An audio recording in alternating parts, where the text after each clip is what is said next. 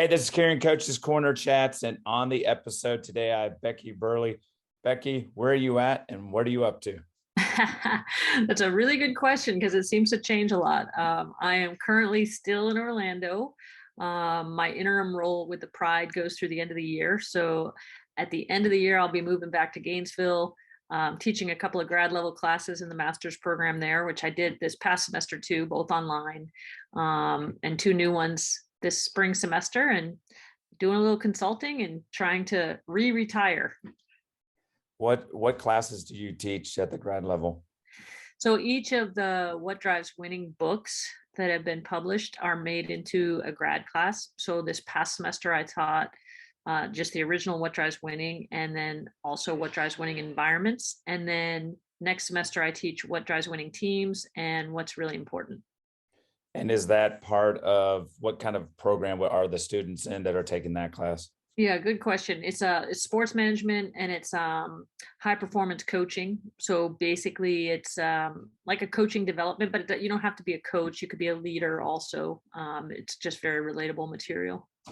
How did the whole What Drives Winning come about and become the thing that it is now? Well, that's a long story, but the Cliff Notes versions of it, What Drives Winning kind of existed before me. We didn't call it that yet, but Brett Ledbetter, my business partner, had a basketball academy, and he was using clips from coaches to teach in his basketball academy. And then when I saw that, I asked him to work with my team at Florida. He came down there. Some of the other coaches got really interested. And then we started doing this head coaches collaboration once a month at UofF. And while we were doing that, we thought to ourselves, like, why would we not do this like on a national level, like have a conference that kind of did this sort of thing and invited coaches from all different sports? And so that sort of started the What Drives Winning conference, and kind of just grew from there. Has coaching always been something you wanted to do? For sure. When I moved to Florida when I was 10. And before that, we lived in like really rural Massachusetts. And before that, I had never been on a team. And so when I moved to Florida, I moved across the street from a soccer field. And it was really cool to be on a team because I'd never experienced anything like that. My brother played baseball, my dad coached, but there just weren't any opportunities for women or girls where we lived. And growing up, all my coaches were someone's mom or dad. And then when I got to college, I had my first, like full-time coach, and I knew I really wanted to coach. My parents, especially my dad, like very practical people, they didn't really think coaching was like a career. So I thought I would teach and then be able to coach, like at the high school level or something. But I kind of always wanted to do more than that. But my dad's like, coaching isn't a real job. It's not going to pay the bills. And so um, I was lucky enough to get a college coach. His name was Joe Pereira, who really was involved with ODP at the time when ODP was like the thing. And he let me, get involved with that at a very young age. So basically from college on, I was dealing with ODP players, and it was pretty cool because I just got so much experience while I was still in college. And then, I decided I wanted to become a full-time coach. My parents kind of got on board with my first job when I started coaching at Berry College in Georgia, but then really understood what it was all about when I got to Florida. How did you go about getting that first job at Barry? How did that transition from being a player and learning and doing ODP? How did you end up making your way to Barry? I think it's a lot of that's about networking. And I think people sort of understand networking, but not completely. Like the networking was meeting so many different coaches. I worked at like the Duke soccer camp, the UNC soccer camp, all these different camps because Fayetteville, North Carolina is kind of close to both those places. And I just met so many people. And one of the people I met was Ray Leone. Ray was the coach at Barry at the time, and he was leaving to go start the program at Creighton in Omaha, Nebraska. And he said, you could get this job if you wanted to. And I said, well, I just accepted a job as an assistant coach out at TCU with Dave Rubinson. Dave Rubinson was somebody I met through ODP. So it's just sort of this series of meeting people and continuing to invest in those relationships. And then ultimately, something positive came out because Ray called Dave and said, Dave, you need to let her apply for this job. I applied for it and got it. And it was kind of crazy. I mean, I was 21, didn't know what the heck I was doing. Graduated in May and started coaching in June. I was going to say, when you look back, what were those first seasons like at Barry? When you Oh, look back at the young Becky. I just say, thank goodness for those first teams. Like they were patient. They were really good teams, like Ray had won the NAI national championship 2 years before I got there. So I inherited a really good group. And I think a lot of it was just trying to continue what he had built, and then add my own flair to that. But I feel like for me, it was like, I wasn't gonna wow them with my power or my knowledge, or I mean, there were 4 players on that first team that were older than me, so like it was more about like trying to use influence and trying to model the behaviors that I wanted, as opposed to coming down hard and saying my way or the highway. And I think that really set the tone for the style of my coaching from that point forward. I love the idea of you were understood it was like bigger than a power struggle. I think sometimes you see coaches always wanting to put the fist down. And it was cool even at that age to recognize, I'm not going to come in here and tell someone who's older than me how to do. There's got to be a respect type of thing. How many years were you at Barry before you did end up going to Florida? I was there for 5 years, and I loved it. I'm actually going back to Barry this coming weekend. Like I still have good friends there. And when I retired the first time, they had a little retirement party for me last summer, which was really cool, even though I hadn't been there in 20 something years. So really close relationships, and it just set the tone for my coaching career. I had a great athletic director. The men's coach at the time was Brett Simon. He went on to coach at Stanford. Again, just, I feel like I was born on Friday the 13th, so I think I'm really lucky. And I just had all these things that sort of happened by chance, I think, in terms of the people that were in my life at the time I needed them. So rock and roll at Barry, enjoying it. Is at what point did you start saying, you know what, I think I want to go bigger than this? Or did someone come to you and almost similar to the Barry situation where they said, you know what, someone needs to talk to Becky about moving on to possibly a place like Florida? Well, at that time there was just like this explosion of women's soccer jobs. And I was really excited about that because all these, big Power 5 schools were adding soccer. So my initial thought was, because I'd gone to a D3 school, Methodist is pretty small. It was only like 1,200 people. So I thought, like, I really want to go to a small school to coach next. So I was thinking about like Wake Forest, or, I had done a grad program with them through my undergrad. I was a biology major, and we had a little consortium with them. So I thought, well, maybe that'll be a good mix. And then I knew Mark Burson, who was at South Carolina. So I thought, well, that's pretty cool. I had a couple other schools that I had applied to and gone through the process. But when Florida opened, I'm from Florida. I had actually never been to UF before the day I stepped foot on there for my interview. But all my friends and high school classmates went to UF because it was, the place to go. And I just thought, once I got down there for that interview, like I knew. I got there in the morning. At lunch, I had a small break, and I called my best friend, and I'm like, I don't really need to see anything else. If they offer me this job, I'm taking it. And fortunately, I was the person they picked. That's funny that you were looking at small schools and then I end up at Florida. yeah, which is a large campus with tons of students and what have you. What was it about? What was that feel? Was it just a gut thing, or what about it was so appealing? I think there was a little bit of a gut feeling part of it. I think a big part of it was the people, the people I met on my interview. Like at that time, UF was like, a lot of the coaches were young and really exciting, and it just felt like a really good fit. It was only 2.5 hours from my parents at the time. And my mom she was handicapped most of her adult life. And so being closer to them was a positive. The Florida weather was a positive. And then I think the biggest thing was when I got down there and you saw like how successful all the teams were at Florida, it was a no-brainer to think that soccer wasn't going to be successful, because you knew that if all these other teams who were having the same resources, the same support, the athletic department at Florida is like no joke. I mean, they put resources into every single sport, and they have expectations that every single sport will be successful. And I think seeing that and feeling that from the coaches, and then with those coaches, just their personalities, just all of it sort of came together as a great fit. At that point, did your parents, was there a point, like, was that when they said, you know what, this coaching thing might pay the bills, might something to keep going for? Yeah, I mean, I think they kind of started to get it at Barry. My parents loved Barry. It's a beautiful campus, and it was a great environment for me to start my career.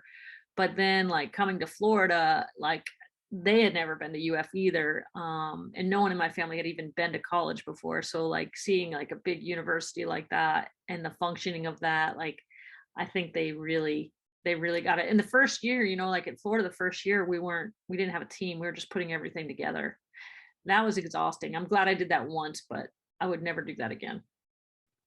I was going to say, what did that entail? Was that just a lot of recruiting and just trying to get people? Because I guess you'd had to come up with the staff as well. So Staff, recruiting, getting yourself into the community and getting to know people. But it was really kind of cool in a way, because the year gave me an opportunity to really focus on building the team instead of like getting dropped into an already existing program or trying to start a program at the same time.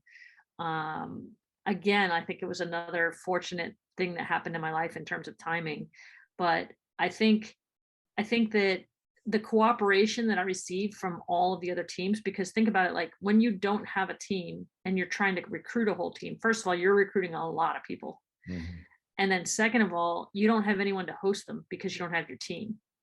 So I was using volleyball players and track people and tennis people, like all the different sports were like literally letting our recruits spend the night in their dorms so that they could get a feel for what school was like. Well, that forced me to create really good relationships with all the other coaches, because I was basically asking them to borrow their players for hosting duties. And they were so receptive to that. I mean, we even had like football players who obviously they didn't stay in their dorms, but they took them around campus and, were the hosts that were showing them what UF was like. And I think, again, like that sort of set the tone for me to get connected to every single program, every sports program on campus. Not to mention like all the academic programs, because kids would say, "Hey, I want to major in physical therapy. Can I meet that person?" Or I want to major in pre-law, things like that. So it was a great way to get integrated into a college campus. I love the idea of the entire athletic program versus just we're just focused on a specific sport type thing. And I love the idea of them all supporting you when you just came in. What were some of the foundational things when you started the program that you thought, now that I've got my own program and I can build it with my own players and such, what were some of the keys that you kind of wanted to put down and lay that you knew in the long run were going to bode well for success? Well, it's funny now that I've been on this, What Drives Winning journey, because What Drives Winning was kind of founded on the fact that character is part of, like, you can repurpose the sport experience to teach character. And I guess innately knew that I wanted that as part of the experience of my athletes. And probably because my coach really, invested in me as a person, not just as a player. And that was something I don't know, like, until I really got into the whole What Drives Winning thing, I'm not sure that I had a good organized plan around that. I just knew it was something that was really important to me. So we did stuff to that end.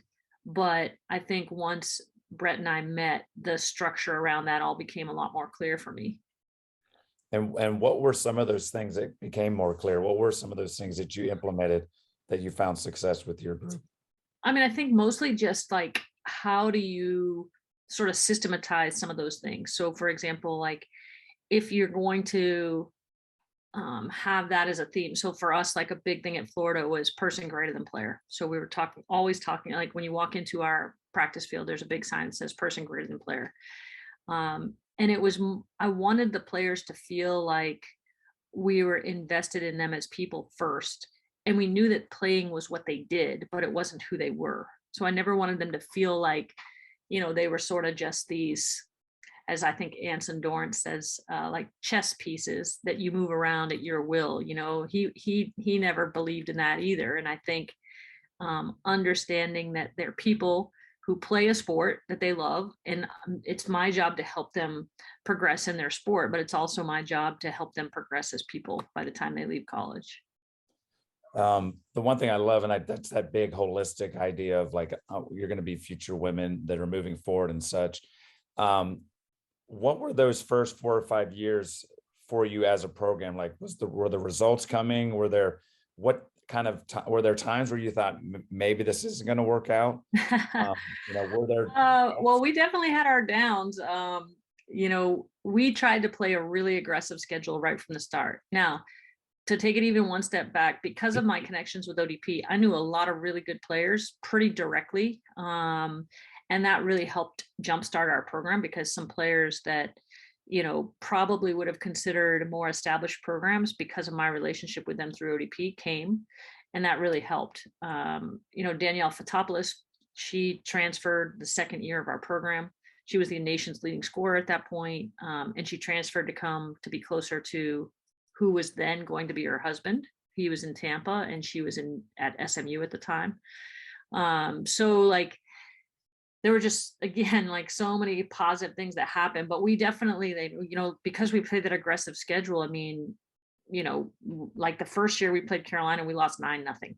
And I think that was just because Anson told his team to stop scoring. I mean, it was, and then like the next year we thought, oh my gosh, we've made these huge strides. We're so much better. We're like going to give them a run for the money. And I think we lost 5-0. And so just like trying to keep pushing ourselves, like we played them every fall, every spring. And at that time, they were the gold standard. Mm-hmm. So it was just not being afraid to put yourself out there, because you knew in the end it was making you better.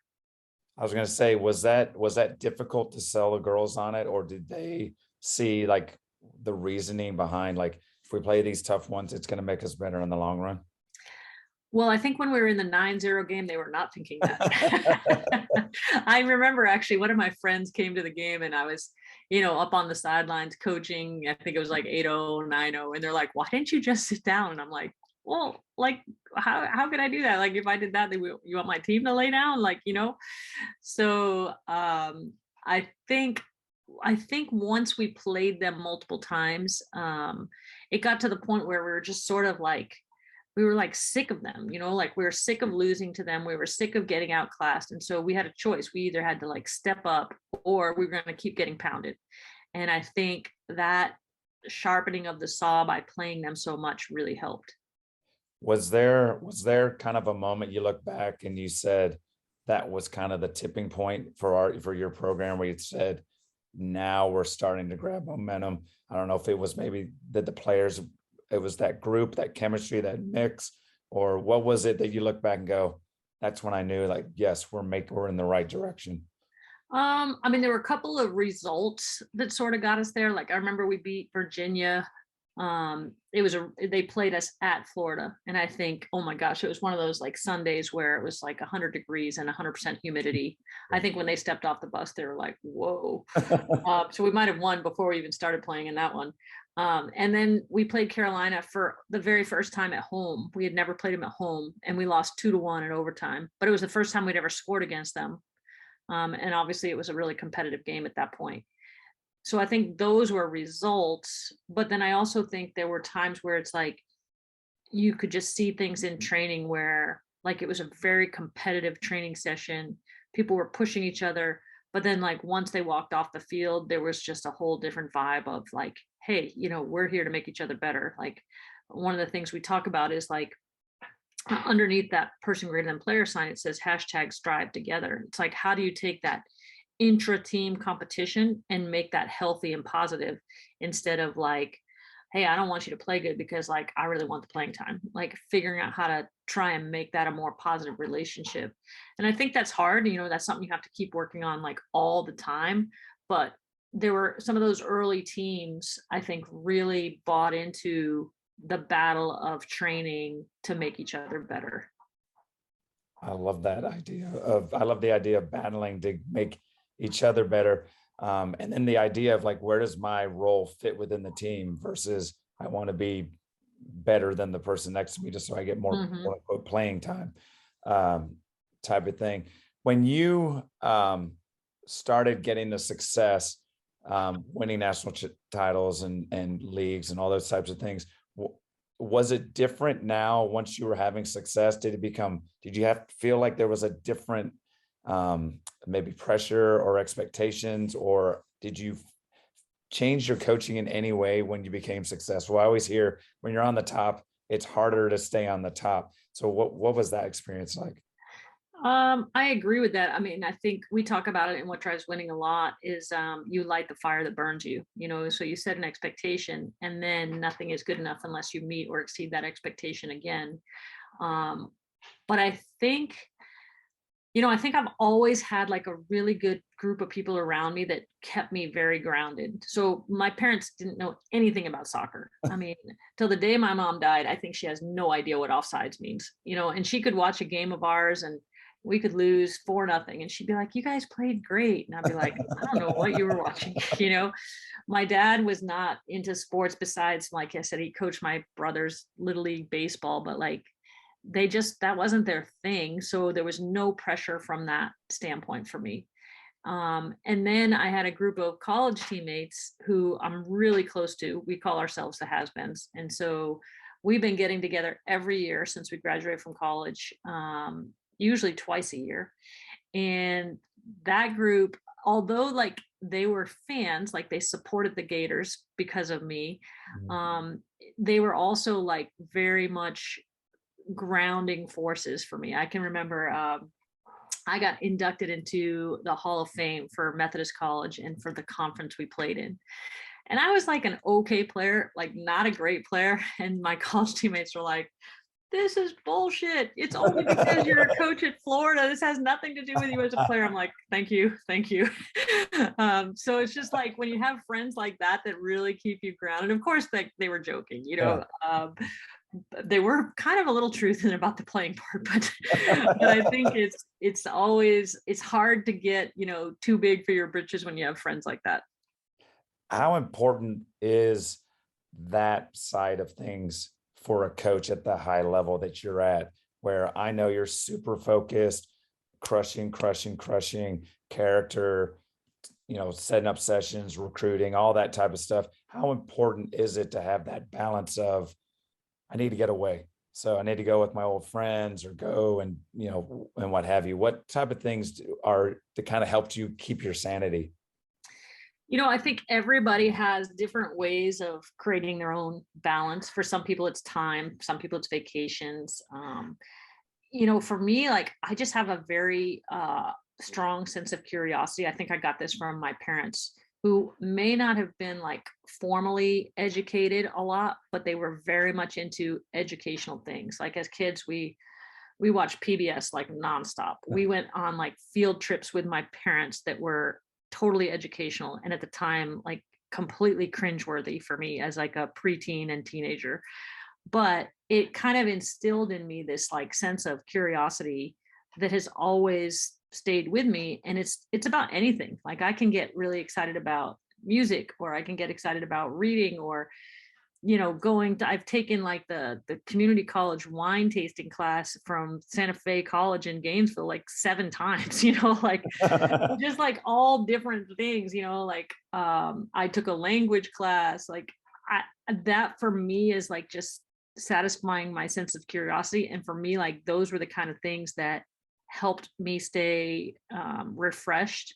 Like even the people who I worked with, many of whom weren't in the soccer department, but were in either UF or the athletic department, like just getting to know them and supporting them in their lives, like those are things that refresh me. It's not, I don't need some, big fancy vacation. I just need something that's not soccer. And that happens for me like every day.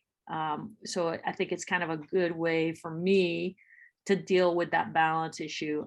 Other people, deal with it differently. How has the transition from coach to professor, I guess is what they would call you. What has that been like to now be kind of in the classroom setting versus on the field and what have you in your like comfort zone?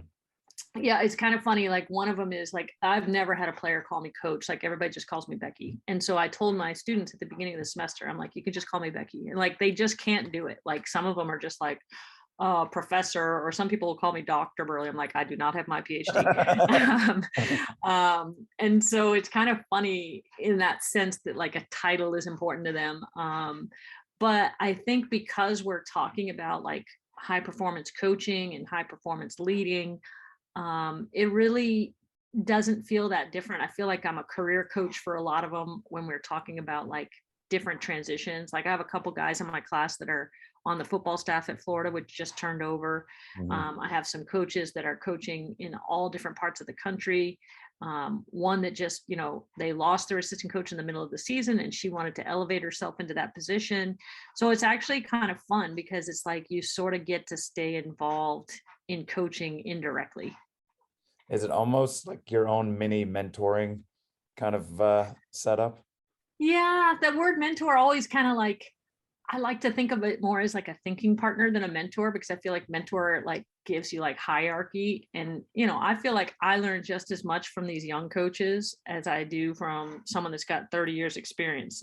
And one of the best things about teaching is you really find out quickly, like if you've given a good assignment or if you asked a good question based on the information you receive back.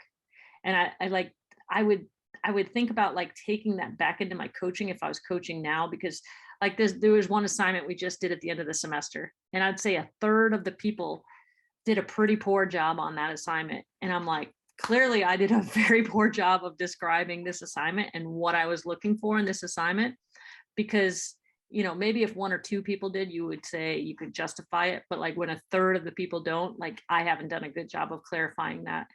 And so the feedback you get as a teacher is really amazing. The one thing that stood out to me was one, here you are, accomplished coach, and what have you.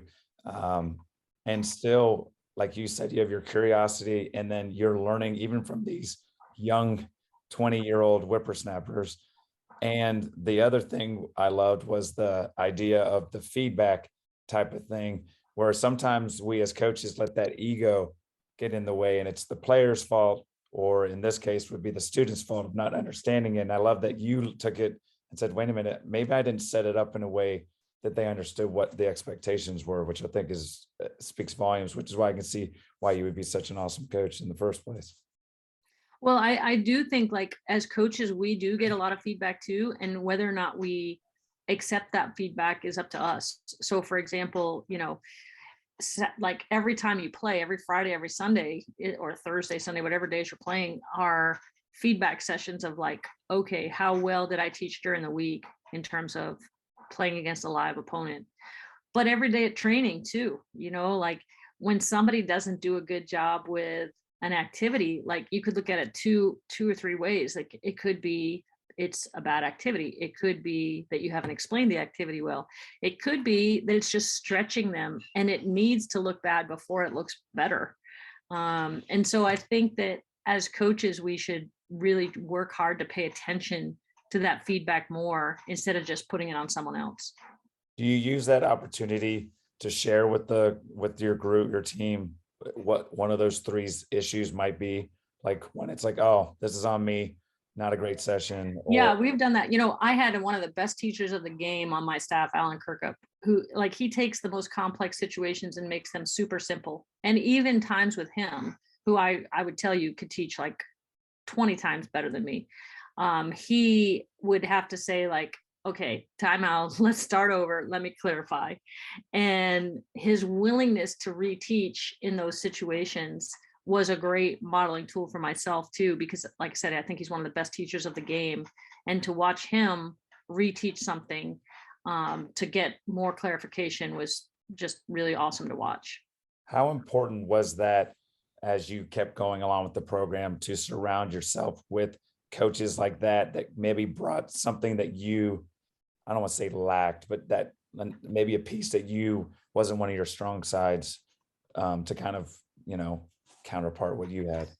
I totally believe in that. I think trying to find a staff that sort of completes you in terms of fills gaps that you might not be able to do as well as somebody else, but then willing to give the autonomy to those people in those roles and not feeling like you're having to micromanage it or feel insecure about it because you're not as good at it as maybe the person you hired.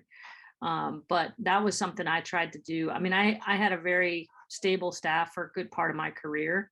And even when I went to the Orlando Pride as the interim, I brought Alan with me because I just knew he would be able to teach no matter what level. Talking about the Orlando Pride, what was that experience like now that you're now moving away from the college scene and going to the professional environment? What was eye-opening about that experience for you? Well, first of all, it totally like tapped into that curious side of me. Like I would completely do it again. I mean, it was really interesting because it is quite a bit different in some ways from the college game and quite a bit similar in some ways to the college game. Um, I think, I think for me, I always sort of was like, whenever our players at UF would say, "Why don't you coach a pro team?" I would be like, "Not no, but hell no." And so my misconceptions about the pro game were sort of like it was a totally transactional environment. There wasn't much communication between players and coaches. There was no room for player development. And I don't mean like just player development, but like people development. And I'd say all of those are wrong. I mean, I think the communication piece is your choice. You can make that as much or as little as you want as a coach in the pro leagues. I think athletes at this level really appreciate personal development. I had a very long-term veteran player say to me in our exit meetings that I was the first coach she ever had that talked to her about something other than soccer. That was mind blower for me. I mean, it's like a 30-plus-year-old player, and I'm like, that's insane. And so they like actually appreciate that. And I think that, like it's as transactional or non-transactional as you want it to be. So yes, do you have to move players here and there? 100%. But the way in which that is done is kind of in your control, and you can make that a win-win if you choose. I love the idea of that, even that, like you said, it seems like at each level from Barry to Florida to even this, you knew that you could still bring that character piece into it. And I love the fact that that comment about the player, how you saw them as not just a soccer player, they were a person, a young woman that was going to be moving forward, and et cetera, et cetera. Um, is after that experience, is that something that you would ever want to go back to, or was that enough to kind of whet your curiosity and you're like, eh? If I was younger in my career, I think I would. I wish I had discovered my like or love for the pro game earlier because I probably would have made that move sooner. But at this point, that 10-month season is a little bit time demanding for me. Like there's some things outside of soccer that I want to be able to do that involve travel, and you can't really like pick up and leave in the middle of the season and go travel. Yeah. So that part of it kind of makes it like, can't see that happening. But in terms of the experience itself, I really, really did enjoy it. When you got to the point where you decided that you were done coaching at Florida, what was it that made you think this is the right time to make that decision? A lot of people have asked me that, and that's a really hard question. I don't know. I think it's kind of more of a confluence of things. Like, I think COVID for everyone put things in perspective and made people understand what was important. And so obviously that decision happened during COVID. I think also it's like I think once you start thinking about it, you have to pay attention to that because there's a reason you're thinking about it. And for me, like, I never wanted to coach at a point where I didn't love it anymore. So like the moment I started thinking about it, I made a pretty quick decision from that point because it's just, to me, like coaching takes so much, emotional energy and commitment that I didn't feel like I would never want to feel like I was hanging on to a job because of the whatever pay, status, not willingness to move. because I don't think that would be fair to the people who are involved in the program at that particular time. So for me, the hardest part was once I made the decision, because I made the decision probably like late holidays, like in like December, January of that year. And then I didn't announce until February. And I thought, I just didn't want to leave the team hanging for that long because we had a spring season that year because of COVID. But then I just couldn't recruit and do some of those things that you have to do knowing I wasn't going to be there. I mean, I can remember one kid called and committed to us. I was really excited because she was a kid that we had wanted to get forever. But as soon as I hung up the phone, since I had already made that decision, like literally days before, I'm like, I cannot do this. I'm going to have to tell people that I'm going to step down because I can't get on the phone with her and like be excited about her coming when I know I'm not going to be there. Mm-hmm. So at that point, I made the decision to make the announcement. But what I would tell you is like, there really is no playbook for how to do that, like how to execute retiring in a way that serves your alumni, your school, your current team, the parents of your players. Like that was really challenging. So I tried to like cover all those bases as good as I could. And I think I did a pretty good job of that, but it was completely trying to figure it out on my own because I tried to call some people from other sports and there just hasn't been that many people who have stayed in one place for a really long time and then made the decision to leave that chose it. And so it was an interesting time. It was a bit stressful to say the least. Oh, I can imagine the emotions were probably all over the place. Well, especially the day of, because the timing is so critical, because once you tell your team, it's going to be on social media. So like, how do you tell recruits, your team, the parents of your players? So we had like this synchronized schedule of the way we were going to do it. And thankfully I had some help. Sarah Loudon was on our staff at the time. And, you know, she was sending emails, you know, send as soon as I was talking to the team. You know, we had filmed a social media thing to go out, all this stuff. Like it was just the synchronicity of trying to get it all done at once.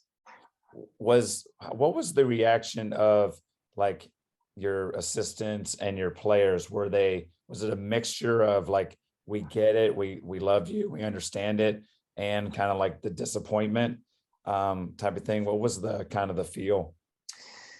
You know, the assistants, I had talked through it beforehand, and you know, I've talked to a lot of coaches because now I feel like people think I'm like the retirement expert or something, which I am not. But some people don't like to tell their assistants ahead of time. I did. I had both of them had been with me long term, and I felt like I owed them that. The players, it was really interesting.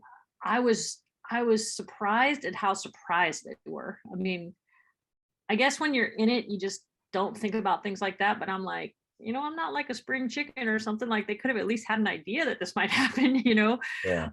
So they were really shocked, I think. And that took me by a surprise a little bit. And I think, you know, I had prepared myself for the reaction to be like, everyone is going to think, how does this affect me? Mm-hmm. You know, I knew that before I even told my assistants, but before I told anyone. So I had in my mind like this framework of like, how do I address every contingency group of how does this affect me? So when I was talking to the players, that was my message. When I was talking to the alumni, that was my message. When I was talking to my assistant coaches, that was my message, like all different for each group. And so I think if you go into it with that mindset, it prepares you for people's reactions, because ultimately that's where we all go, is how does this affect me? So you make the decision, everyone knows. What was this last fall like, not being the coach of the University of Florida Gators and watching the season, and like, you know, they're your players and you have this connection and relationships with so many of them. Did you still get text messages from them saying, hey coach, did you get to see the game? Any input? How hard was it to, I guess, stay away in a way? Well, you know, like that's where I see the back to this born on Friday the 13th thing, like lucky things happened to me. So like this whole thing happened with the Pride, and it took me out of Gainesville for the fall, you know. So like I literally left Gainesville, I think it was the very end of July, and I won't be back until January. And I think that was the best thing that could have happened for everybody because for me, I was certainly really busy. I was teaching 2 classes and trying to coach the Pride at the same time. The players had their season. The new coaches were trying to get themselves integrated. And I think it was much easier without me being there. Mhm. And I think, change always produces a little bit of anxiety in most people. But having to work through that anxiety with the people who are going to be there for you going forward is better than trying to work through that anxiety with somebody who was there in the past.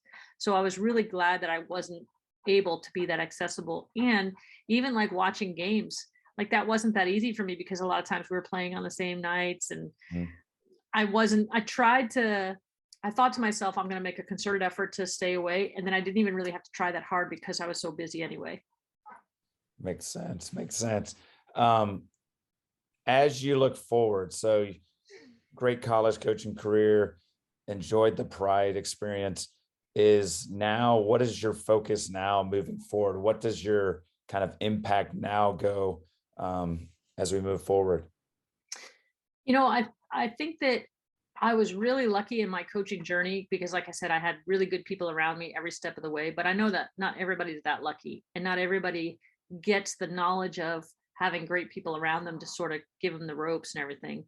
And so for me, I hope that I can help prepare like the next generation of coaches to have more information than maybe I did when I started, and also to have somebody there that can, sort of help you through the process when you need it.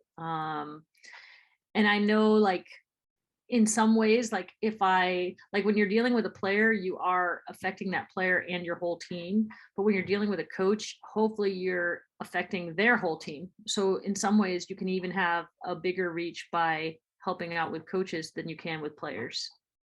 One of the things I wanted to bring up as well, what was it like being a female coach at the college level? And is that something also that you look like I want to inspire and continue to work and build and get, because I know for sure we need more quality coaches at all levels, but even as much in the female side of things as well. What was that experience like, not only being successful, but the fact that you got the opportunity at a large university as a young female at that time?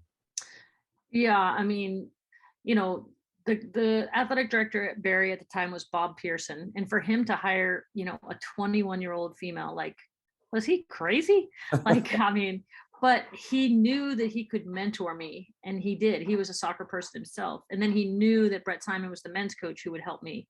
So, like, that was really forward thinking on his part. But it certainly, was a springboard for my career because I certainly don't end up at Florida if I haven't been coaching at Barry for 5 years before that.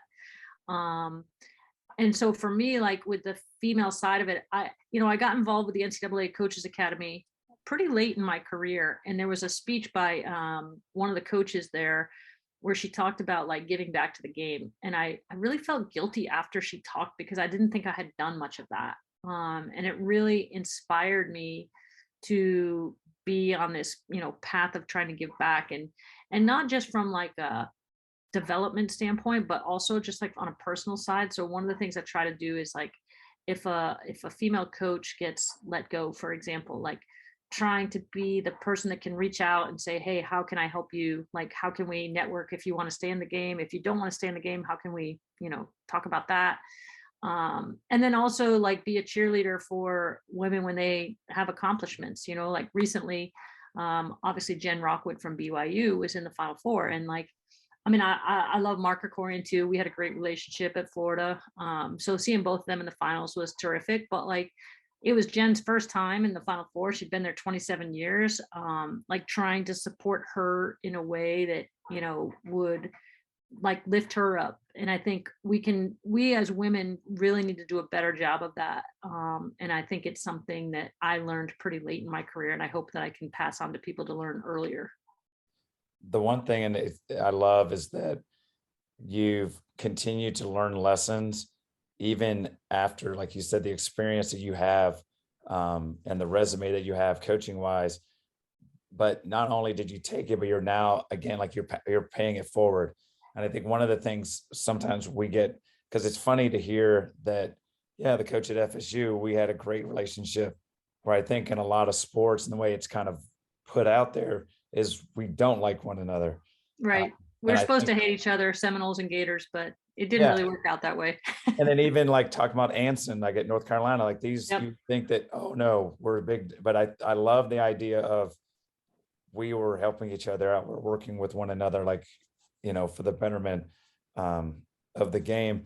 What kind of things in terms of the what drives winning? What are some of the upcoming things that you guys maybe have in the works? Or I know you got a lot of great online workshops. I've got some of the books. I've done the modules and things like that. I love all of those types of things. What other things do you all have kind of ready to rock and roll maybe here in 2022 and beyond?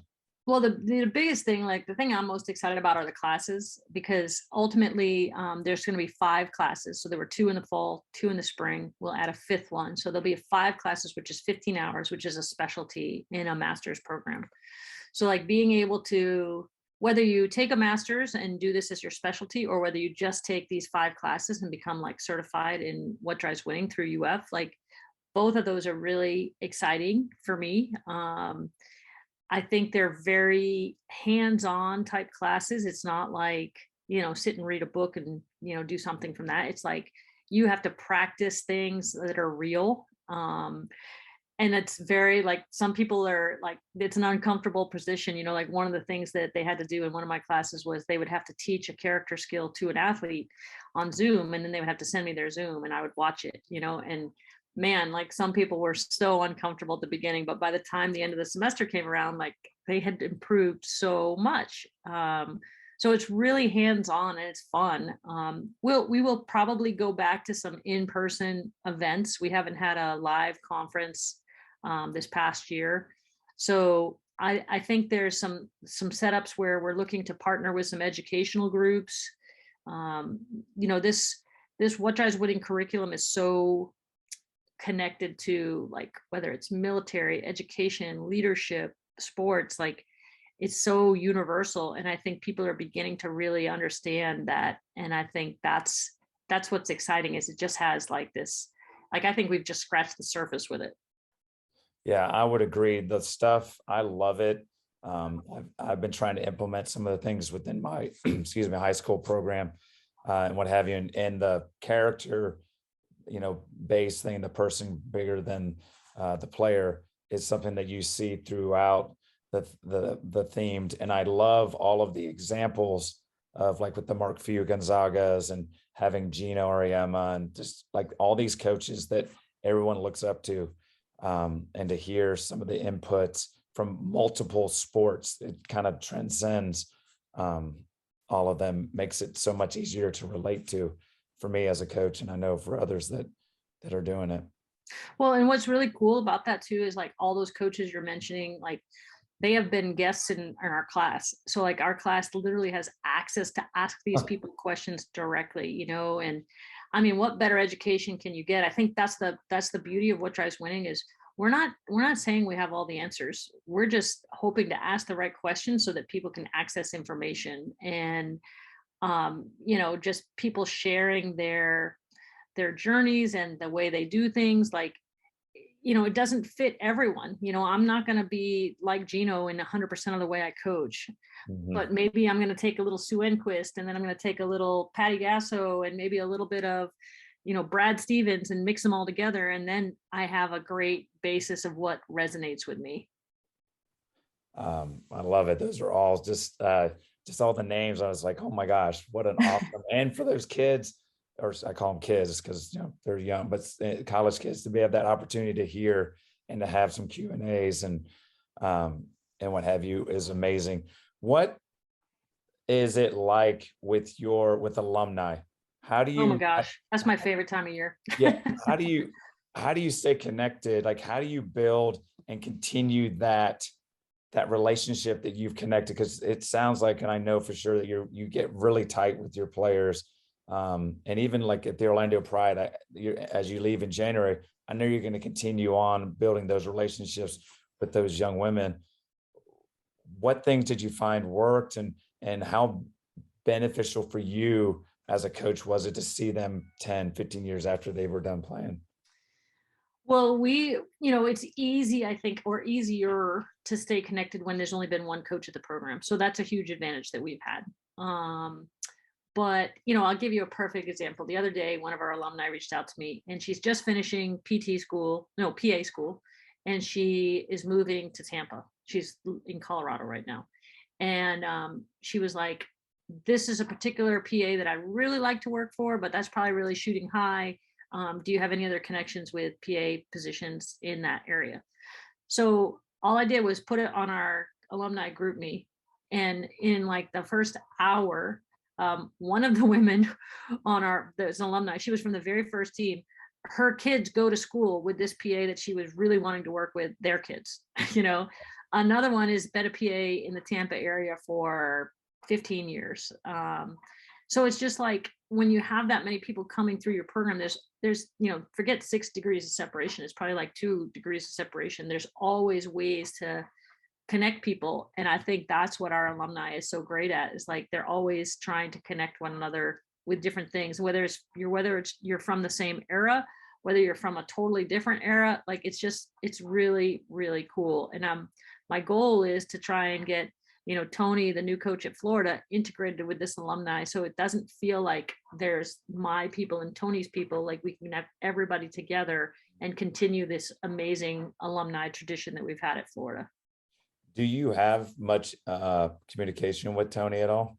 I do. Yeah. I mean, I didn't really know Tony that well prior to his hiring. We just didn't really roll in the same circles, but we've talked a couple of different times. And I think when I get back to Gainesville, we're going to try and connect. That's awesome. I love it. This conversation has been so awesome, Becky. I appreciate you hopping on with me.